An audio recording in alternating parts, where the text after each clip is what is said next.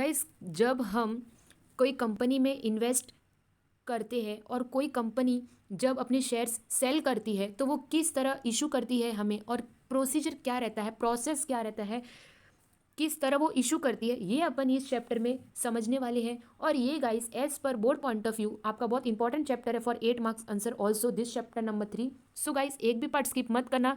मैं बीच में बोलती रहूंगी कि कौन सा इंपॉर्टेंट आंसर है आपके बोर्ड पॉइंट ऑफ व्यू से जो आपको लर्न करना ही करना है, ऐसा कंपलसरी। सो एक भी पार्ट स्किप मत करना, पूरे एंड तक आप बने रहिए गाइस।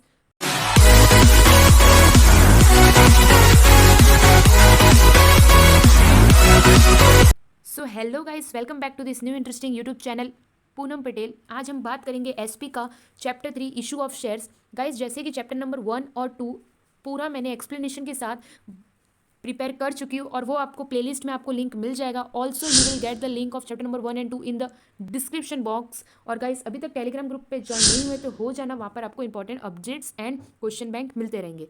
सो गाइस, बिना टाइम वेस्ट किए स्टार्ट करते हैं अपना चैप्टर 3 इशू ऑफ शेयर्स। इसमें अपन ये पढ़ेंगे कि कंपनी किस तरह शेयर्स इशू करती है, प्रोसेस क्या है, प्रोसीजर क्या है। सो सबसे पहला आपका पार्ट आता है क्लासिफिकेशन ऑफ शेयर कैपिटल। बहुत इंपॉर्टेंट है क्लासिफिकेशन ऑफ शेयर कैपिटल। ये चार्ट आप अच्छी तरीके से समझ लेना गाइस। देखो, सबसे पहले है अथोराइज्ड, या तो उसको नॉमिनल बोलो या तो रजिस्टर्ड, ये 3 नाम है। उसके अंडर आते हैं इशू और अनइशू। इशू के अंदर आते हैं सब्सक्राइब, फिर अनसब्सक्राइब, फिर सब्सक्राइब के अंदर कॉल्ड अप, अनकॉल्ड और रिजर्व कैपिटल, फिर कॉल्ड अप के अंदर paid up capital and call in arrears. अब गाइस, अथोराइज्ड इसको क्यों बोला गया है? सबसे पहले क्लासिफिकेशन ऑफ शेयर कैपिटल में फर्स्ट आता है अथोराइज्ड। आपको ये पूछ सकते हैं गाइस, बहुत इंपॉर्टेंट आंसर है for 8 marks. Right, classification of share capital. So guys, ध्यान देना, तो अथोराइज्ड मतलब जब कंपनी अपना शेयर इशू करती है, मतलब जो नंबर से अमाउंट जो रहता है, जो अमाउंट से वो बाहर लोगों को दे रही है, उसको बोलते हैं अथोराइज्ड कैपिटल।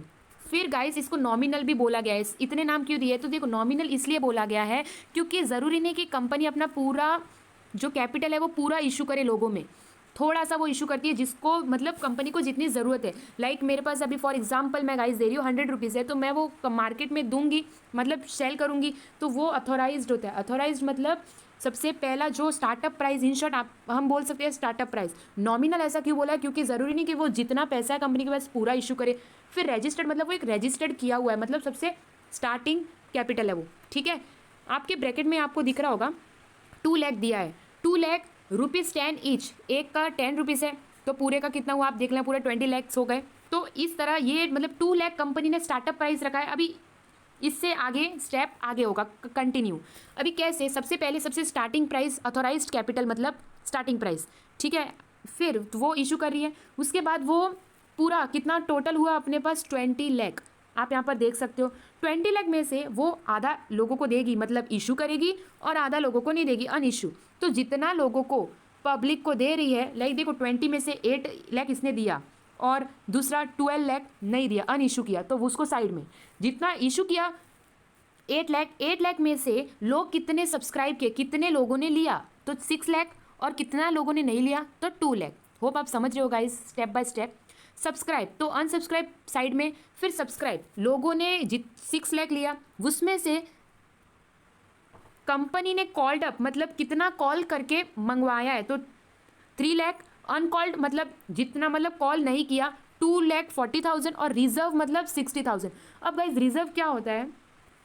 अगर कंपनी इन सेंस बंद हो रही है, वाइंड अप हो रही है, अगर बंद करना है तो जब भी इन मतलब प्रॉब्लम होता है, कुछ भी इशू होता है, तब कुछ इन मतलब प्रॉब्लम के समय में ये कैपिटल लोगों से मंगवाते हैं। कौन सा? रिजर्व। तो ये खाली बचा के, तो रिजर्व कैपिटल खाली बचा के रखते हैं ताकि जब ज़रूरत पड़े तब अपन ये यूज़ करें, मतलब ऐसा कंपनी का ऐसा पॉइंट ऑफ व्यू है। तो कॉल्ड अप मतलब जितना लोगों से मंगवाया, अनकॉल्ड मतलब नहीं मंगवाया, और रिजर्व मतलब जब ज़रूरत पड़ेगी तब कंपनी कॉल करके 60,000 मंगवाएगी। पेड अप कैपिटल, अभी कॉल तो कर लिया, कॉल करने के बाद लोगों ने कितना दिया, कितना पेड कर लिया कंपनी को, और कॉल इन अरियर्स आपने अकाउंट्स में पढ़ा होगा, अरियर्स मतलब आउटस्टैंडिंग, कितना बाकी है, तो कितना लोगों ने दे दिया 2,75,000, और कितना लोगों ने नहीं दिया तो 25,000 अभी भी पेंडिंग है। अगर गाइस कॉल करने के बाद लोगों ने दिया पेड अप तो अच्छा है, बट नहीं दिया, कॉल इन अरियर्स आउटस्टैंडिंग मतलब बाकी है, तो अगर ज़्यादा लिमिट के ऊपर जाता है, लाइक डेज ज़्यादा जा रहे हैं, तो उनका शेयर्स फॉरफिट यानी कैंसिल कर देते हैं। ठीक है। तो इसलिए जो समय देते हैं वो समय पर लौटाना होता है। तो पेड अप मतलब दे दिया लोगों ने 2,75,000 और कॉल इन मतलब आउटस्टैंडिंग।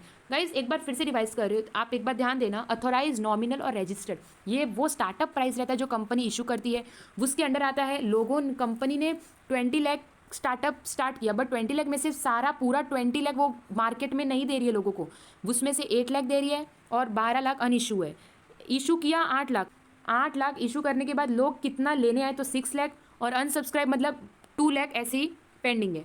6 लाख में से कंपनी ने कितना कॉल करके मंगवाया, 3 लाख, अनकॉल 2,40,000 और रिजर्व मतलब सेव रखा है, जब ज़रूरत पड़ेगी तब काम आएगा 60,000। कॉल करने के बाद लोगों ने कितना दिया 2,75,000, और कॉल इन अरियर्स मतलब अभी भी कितना पेंडिंग है 25,000। गाइस ये एग्जाम्पल है, सेम एज आपके टेक्स्ट बुक में भी दिया है, बट खाली एग्जाम्पल अलग है। होप आपको समझा होगा गाइस, एक बार टेक्स्ट बुक में रिवाइज करोगे आपको क्लियर हो जाएगा। कुछ भी डाउट आप कमेंट में बता सकते हो। ये तो गाइस हो गया अपना क्लासिफिकेशन ऑफ शेयर कैपिटल, किस तरह कंपनी क्लासीफाई करके अलग अलग तरीके से वो share capital, classification of share capital, उसमें आपने अथोराइज पढ़ा, इशू अनइशू आपने स्टेप देखा, स्टेप कैसे जाती है, पहले इशू करती है, फिर लोग कितना लेने आते हैं सब्सक्राइब, फिर कंपनी कॉल करके कितना मंगवाती है, और पेड अप मतलब लोगों ने कितना दिया। होप आपको क्लियर होगा गाइस। अभी बात करते हैं method of issue of shares. हमने क्लासिफिकेशन तो पढ़ लिया शेयर्स का, बट मेथड तरीका क्या है, कंपनी किस तरह कौन से सोर्सेज से वो मतलब इशू करती है शेयर्स लोगों को। तो फर्स्ट ऑफ ऑल गाइस ये समझना कि जब कंपनी को पैसे की रिक्वायरमेंट होती है तो ही वो शेयर्स इशू करती है, वरना उसको कोई शौक नहीं है। क्योंकि गाइस जब कंपनी को नीड होती है मनी की, फाइनेंस की रिक्वायरमेंट है, तब वो शेयर अपने सेल करती है। शेयर गाइस कोई विजिबल थिंग नहीं है, अगर आपको नहीं पता तो मेरा प्रीवियस चैप्टर देख लेना, क्योंकि मैंने वीडियो ऑलरेडी अपलोड कर चुकी हूँ चैप्टर नंबर 1 और 2 का, कि शेयर्स क्या होते हैं, डेबेंचर, इक्विटी, प्रेफरेंस। और चैप्टर 2 में से भी गाइस बहुत इंपॉर्टेंट क्वेश्चन है, can ask for 8 marks. So guys अभी तक नहीं देखा है देख लीजिए। अभी ये तो आपको पता चल गया कि मेथड्स अपन क्यों पढ़ रहे हैं, क्योंकि वो इशू क्यों करती है शेयर्स, क्योंकि जब उसको पैसे की रिक्वायरमेंट है। मेथड क्या है तो देखो 4 है। पब्लिक ऑफर मतलब public issue, existing equity shareholder, existing employ और private placement. Method of issue of shares मतलब किस तरह वो ऑफर करती है, किस तरह वो शेयर्स देती है ताकि कंपनी एक्सपांड हो, बढ़े। तो सबसे पहले वो पब्लिक इशू करती है, मतलब लोगों को देती है।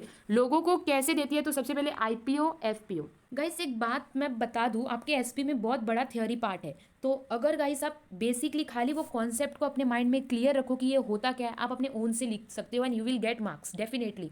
सो गाइस खाली समझ के रखो कि कंपनी जब शेयर इशू करती है तो वो इतने मेथड से करती है, 4। तो अभी सबसे पहला है पब्लिक ऑफर, मतलब पब्लिक इशू लोगों को देती है, तो लोगों को आईपीओ, एफपीओ। अभी गाइस आपके टेक्स्ट बुक में दिया है 42 पेज नंबर, इतना मेहनत करना कि आप टेक्स्ट बुक ओपन कर सको। पब्लिक आप टेक्स्ट बुक ओपन करके रखो, उसमें आपको पता चल जाएगा, उसमें है पब्लिक इशू और पब्लिक ऑफर ऑफ शेयर्स। इसका मतलब क्या होता है, कंपनी है ना, कंपनी लोगों को शेयर ऑफर करती है कि, और ये जो है पब्लिक ऑफर ये बहुत मतलब मोस्ट कॉमन मेथड है। तो आपको पूछ सकते हैं कि मोस्ट कॉमन मेथड कौन सा है जो कंपनी यूज़ करती है, मतलब use by the company most common method is public offer. सबसे सिंपल और कॉमन मेथड है जो कंपनी अपनाती है वो है पब्लिक ऑफर, करके वो शेयर्स इशू कर सकती है। डन। तो कंपनी लोगों को किस तरह इशू करती है, तो एक प्रोस्पेक्टस होता है गाइस, आप कभी कॉलेज में एडमिशन लेने गए होगे तो उसमें आपको प्रोस्पेक्टस देते होंगे, या तो आपको वेबसाइट, पर्टिकुलर वेबसाइट पे भी आपको दिख गया होगा। लाइक प्रोस्पेक्टस मतलब एक तरह का एडवर्टाइजमेंट जिसमें सब मेंटेन रहता है, लाइक यहाँ पर ये है, यहाँ पर प्लेग्राउंड है, यहाँ पर स्टडी, यहाँ पर लाइब्रेरी बुक्स है एंड ऑल, सब डिटेल कि कौन से इवेंट होते हैं वो सब। तो कंपनी के भी ऐसे ही कुछ प्रोस्पेक्टस होते हैं जिसमें कंपनी का पूरा बायोडाटा लिखा रहता है, लोग वो पढ़ के इन्वेस्ट करते हैं, फिर इंटरेस्ट दिखाते हैं और कंपनी में इन्वेस्ट करते हैं। तो ये एक मतलब कॉमन मेथड है जो कंपनी अपनाती है जब उसको शेयर बेचना है, इशू करना है। इसमें आते हैं फिक्स प्राइस इशू मेथड और बुक बिल्डिंग मेथड, जो आपके टेक्स्ट बुक में पेज नंबर 42 एंड 43 पे दिया है। Again I am telling guys, open कर लेना text book. Fix price issue method मतलब क्या होता है, नाम से ही पता चल रहा है कि कंपनी जो प्रोस्पेक्टस होता है मतलब एडवर्टाइजमेंट, उसमें लिख देती है फिक्स प्राइस कि कंपनी कितना शेयर कितने में बेच रही है, कॉमन, एट पार और प्रीमियम कितने में बेच रही है। और एक है B book building method. Book building method मतलब बोनी लगाना, इन शॉर्ट मतलब ऑक्शन टाइप, ठीक है। इसमें आपको बहुत इंपॉर्टेंट दिया है, इसमें एक थर्ड लाइन पे दिया है रेड हेरिंग प्रोस्पेक्टस। उसमें क्या होता है, उसमें सब डिटेल लिखा रहता है कि कंपनी सब अपना डिस्क्लोज कर देती है, कि सब बता देती है कि वो कितने में, कि मतलब वो कितना शेयर बेच रही है, कितने में बेच रही है, कितने लोगों को देगी, क्या सब है। लाइक हम क्या ऑप्शन गाइस कैसे होता है कि स्टार्टअप प्राइस जो होता है ना, कि लाइक 100 रुपये से बोनी लग रही है, एंड हुआ अपना 1000 रुपीज़, तो 1000 रुपीज़ डन किया जाता है। आपने देखा ही होगा। तो गाइस 100 रुपया जो स्टार्टिंग प्राइस है जिससे, तो वो स्टार्टिंग प्राइस को बोलते हैं फ्लोर प्राइस, और एकदम एंड हुआ अपना 1000, तो 1000 को बोलते हैं कैप प्राइस। गाइस अगर आपको नहीं समझ रहा होगा, टेक्स्ट बुक ओपन करना, पेज नंबर 43, एक बार मैं अगेन आई एम टेलिंग, क्योंकि उस पर आपको लिखा है, अच्छे से समझिएगा। और ये जो बुक बिल्डिंग मेथड है वो 5 दिन चलता है। लोग बोनी लगाते हैं, लाइक कंपनी में शेयर इशू करना, तो वो ऑक्शन होता है, बुक बिल्डिंग मेथड इसी को बोलते हैं। तो जो जितना इन्वेस्ट करना चाहेगा कंपनी उसको देती है लास्ट ऑप्शन, ठीक है। तो इसमें आ गया आईपीओ और एफपीओ। आईपीओ मतलब क्या होता है, इनिशियल पब्लिक ऑफर, सबसे पहला ऑफर करना, ठीक है। सबसे पहला, अगर कोई नई कंपनी होती है तो वो आईपीओ इशू करती है, मतलब सबसे पहला मार्केट में वो अपनी सबसे पहला शेयर सेल कर रही है, समझ रहे हो। एफपीओ मतलब वो कंपनी होती है जो ऑलरेडी पहले कर चुकी है, उसके लिए कुछ नया नहीं है, वो पहले भी लोगों को दे चुकी है। एफपीओ मतलब further, second time public offer, ठीक है। एग्जाम्पल, एक कंपनी है, एक कंपनी वो आईपीओ इशू कर रही है, मतलब वो एकदम मार्केट में न्यू न्यू आई है, तो वो फर्स्ट टाइम, मतलब विदाउट एक्सपीरियंस, वो फर्स्ट टाइम लोगों को शेयर्स सेल कर रही है। और वो जो आईपीओ इशू करता है जो कंपनी, वो लिस्टेड नहीं होता है, वो एक बार आईपीओ के बाद वो लिस्ट हो जाती है। एक बार वो कंपनी ने आईपीओ कर दिया, उसके बाद वो लिस्ट हो गई, और फिर वो शेयर मार्केट में उसका नाम आ जाता है, और वो इजीली बाद में, और उसको अगर पैसा बढ़ाना है, एक्सपांड करना है कंपनी, तो वो एफपीओ इशू कर सकती है, ठीक है गाइस। होप आपको ये कॉन्सेप्ट समझा होगा। उसके बाद मतलब ये पब्लिक ऑफर, ये भी एक मेथड है जिससे कंपनी इशू कर सकती है शेयर। सेकंड है existing equity share holder. What is mean by, आपको इक्विटी प्रेफरेंस तो होप समझा होगा in the chapter number 2। Existing equity share holder मतलब, एग्जिस्टिंग मतलब जो ऑलरेडी टिके हुए हैं कंपनी में, जो ऑलरेडी पहले से काम करते आ रहे हैं, ठीक है, ओल्ड वाले। तो उनको दो है, right issue, bonus issue. Right issue मतलब गाइस, सिंपल कहूँ तो पहला अपॉर्चुनिटीज, फर्स्ट ऑफर इनको देते हैं, क्योंकि ये पहले से काम कर रहे हैं अपने कंपनी में। तो बाहर के लोगों को ऑफर करने से पहले कंपनी अंदर के लोगों को ही ऑफर करती है कि और आपको शेयर्स लेना है कि नहीं, तो इसको बोलते हैं right issue. Bonus issue company जब, मतलब जब कंपनी बहुत सारा पैसा अर्न कर लेती है साल भर में, तो उनको बोनस देते हैं, ठीक है, यानी प्रॉफिट देते हैं। बोनस किन को, एग्जिस्टिंग इक्विटी शेयर होल्डर।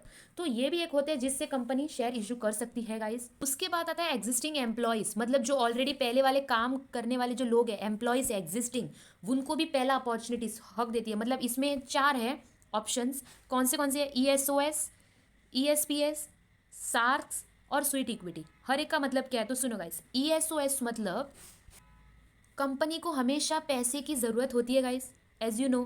तो उनको मोटिवेट रखने के लिए, उनको मतलब कभी भी ऐसा कम, मतलब लाइक हम उनको पहला अपॉर्चुनिटी दे, पहला ऑफर करें, तो उनको भी अच्छा लगता है, वो बने रहे कंपनी में ऑलरेडी। तो ये इसलिए करते हैं ईएसओएस, ताकि कंपनी में वो ऑलरेडी रहे। ईएसओएस मतलब एम्प्लॉयज स्टॉक ऑप्शन स्कीम, मतलब जो पहले से काम करते आ रहे लोग, उनको पहला ये ऑप्शन देना, स्कीम देना, ऑफर करना। उसके बाद है ईएसपीएस मतलब एम्प्लॉय स्टॉक परचेज स्कीम। इसमें क्या होता है, एम्प्लॉय को शेयर्स बेचते हैं, बट उनको एट अ डिस्काउंटेड प्राइस पे सेल करते हैं। कंपनी बोलती है कि आपको चाहिए शेयर्स, तो इनको डिस्काउंटेड पे प्राइस पे मिलता है, ईएसपीएस। फिर है सार्क मतलब स्टॉक एप्रिसिएशन राइट स्कीम। इसमें का क्या होता है कि कोई इंसान शेयर्स लेता नहीं है, इसमें क्या होता है, स्टॉक एप्रिशिएट मतलब एप्रिशिएट करते हैं, लाइक जो एम्प्लॉय ने लिया है उनको एक स्पेसिफिक, मतलब जो प्राइस पे लिया, जब कंपनी का प्राइस बढ़ेगा, जब कंपनी की वैल्यू बढ़ेगी, तब वो कंपनी उसको अप्रिशिएट करेगी, उसको प्रॉफिट, बोनस, एक्स्ट्रा अमाउंट देगी। इसको बोलते हैं स्टॉक एप्रिशिएट, मतलब जब कंपनी प्रॉफिट कमाएगी तब इसको भी मिलेगा प्रॉफिट, हिस्सा, डन। तब इनको भी, तब एम्प्लॉय को भी मिलेगा प्रॉफिट, हिस्सा।